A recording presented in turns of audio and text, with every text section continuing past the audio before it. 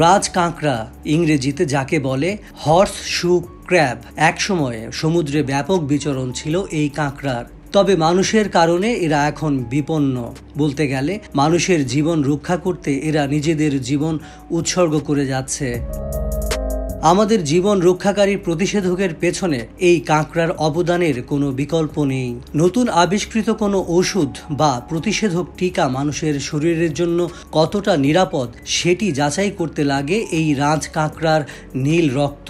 অবিশ্বাস্য শোনালেও এই কাঁকড়ার রক্তের রং ফ্যাকাশে নীল। প্রতি বছর লাখ লাখ রাজ কাঁকড়া শিকার করে পাঠানো হয় যুক্তরাষ্ট্রের বিভিন্ন গবেষণাগারে। সেখানে কাঁকড়াগুলোর হৃৎপিণ্ডের কাছের একটি শিরা কেটে নিংড়ে নেওয়া হয় রক্ত। এরপর সেটিকে আবার সমুদ্রে ছেড়ে দেয়া হয়।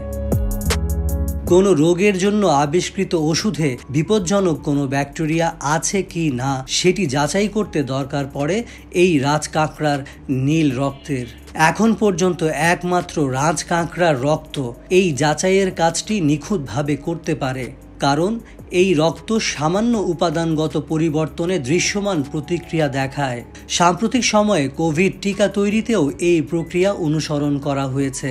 প্রথম যখন পদ্ধতিটির ব্যবহার শুরু হয় তখন বিশেষজ্ঞরা ধারণা করেছিলেন রক্ত নেওয়ার পর প্রকৃতিতে ছেড়ে দেওয়া প্রায় সব কাঁকড়াই অক্ষত থাকে। কিন্তু সাম্প্রতিক একাধিক গবেষণায় দেখা গেছে রক্ত নিংড়ে নেওয়া রাজ কাঁকড়াদের 30% আর বাঁচে না। আরও বিপজ্জনক বিষয় হলো এই প্রক্রিয়ার ভেতর দিয়ে যাওয়া স্ত্রী কাঁকড়াগুলো আর কখনোই প্রজননে ইচ্ছুক হয় না।